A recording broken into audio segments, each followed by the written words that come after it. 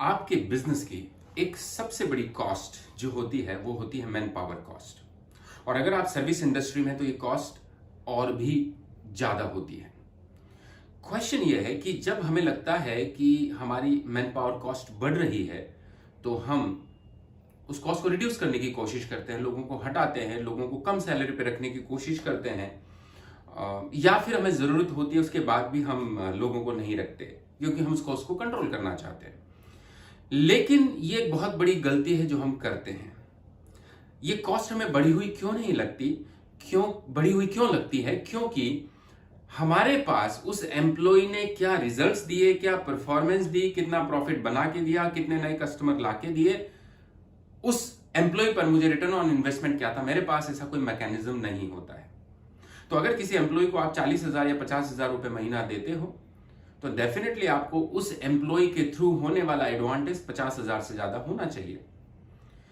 मैं जब कई कंपनीज में जाता हूं, उनके साथ बात करता हूं, कंसल्टिंग करता हूं, डेटा एनालिसिस करता हूं, लोगों की परफॉर्मेंस के ऊपर निगाह डालता हूं, तो ताज्जुब होता है कि ज्यादातर कंपनीज में, खास करके एमएसएमईज, स्मॉल कंपनीज, छोटे इंडस्ट्रीज, मीडियम साइज के इंडस्ट्रीज, वहां पर एंटरप्रेन्योर्स के पास, ओनर्स के पास ऐसा कोई मैकेनिज्म नहीं है कि वो जांच सके कि कौन परफॉर्मर है, कौन नॉन परफॉर्मर है, किसी एक एम्प्लॉय की वजह से मुझे कितना बेनिफिट हो रहा है, क्या जिस एक्सपेक्टेशन के साथ मैंने इस एम्प्लॉय को रखा वो मेरी पूरी हो पा रही है कि नहीं हो पा रही है। There is no mechanism. और उस प्रोसेस में क्या होता है कि परफॉर्मर भी चलता है, नॉन परफॉर्मर भी चलता है, ऐसा जो 50-50 कर रहा है वो भी चल रहा होता है। और जब बारी आती है एनुअल अप्रेजल और इंक्रीमेंट की तो आपके पास कोई बेसिस नहीं होता। आप इमोशंस के बेसिस पे, जो कुछ देखते हो उसके बेसिस पे उनका इंक्रीमेंट कर लेते हो। और वहां कई बार इनजस्टिस होता है ऐसे इंसान के साथ जो बेहतर कर रहा होता है, लेकिन आपने उसको बराबर कर दिया नॉन परफॉर्मर के साथ, and that person feel bad and may leave your organisation. और हमारे यहां पर नॉन परफॉर्मर टिके रहते हैं क्योंकि उन्हें पता है कि बिना परफॉर्म किए उन्हें सैलरी मिल रही है, उन्हें इंक्रीमेंट मिल रहा है, और वो कहीं जाएंगे तो शायद उनको सैलरी नहीं मिलेगी। और कई जगह यह भी देखा गया है कि इस मैकेनिज्म के ना होने की वजह से हमारे पास जितनी जरूरत है उससे ज्यादा लोग रहते हैं, कॉस्ट बढ़ती है। यह भी देखा गया है कि हमारे लोग जितना उनको डिलीवर करना चाहिए, जितना उनको काम करना चाहिए, उनके पास उतना काम डिफाइंड और अलॉटेड ही नहीं है। We do not have a process कि हाँ इस आदमी को ये काम करना है तो उसको हम राइटिंग में डिफाइन करके रखें।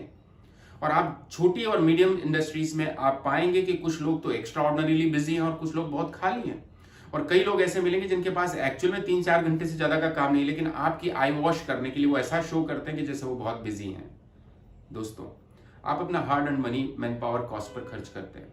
अगर आपने 10% भी कंट्रोल कर लिया इस मैकेनिज्म को कि कौन कितना काम कर रहा है, किसकी परफॉर्मेंस बेहतर है, क्या उसको जो करना है वो कर पा रहा है कि नहीं कर पा रहा, क्या वो डेली 8 आवर्स या 9 आवर्स के लिए प्रोडक्टिवली बिजी है और वो रिजल्ट दे रहा है कि नहीं दे रहा, चाहे वो अकाउंट्स का आदमी हो, सेल्स का हो, एचआर का हो, ऑपरेशंस का हो, सर्विस का हो, उससे कोई फर्क नहीं पड़ता। But there has to be defined scope of work for every employ. और वो भी जांचना चाहिए आपको कि वो कितना काम कर रहा है, उसका परफॉर्मेंस स्टैंडर्ड पे वो कहां पर फिट होता है। एक बार ये सिस्टम अगर आप अप्लाई करते हैं, ऑटोमेटिकली नॉन परफॉर्मर्स को आप अलग कर पाएंगे, परफॉर्मर्स आपके यहां टिकेंगे, उनको आप ग्रोथ भी दे पाएंगे। एंड देन सी, आपकी न सिर्फ कॉस्ट कम होती है बट कि आपके बिजनेस की ग्रोथ, प्रॉफिटेबिलिटी वो भी बेहतर होगी। ऐसे और आइडियाज के लिए जुड़े रहिए हमारे साथ बिजनेस कोचिंग सीरीज में। Thank you so much.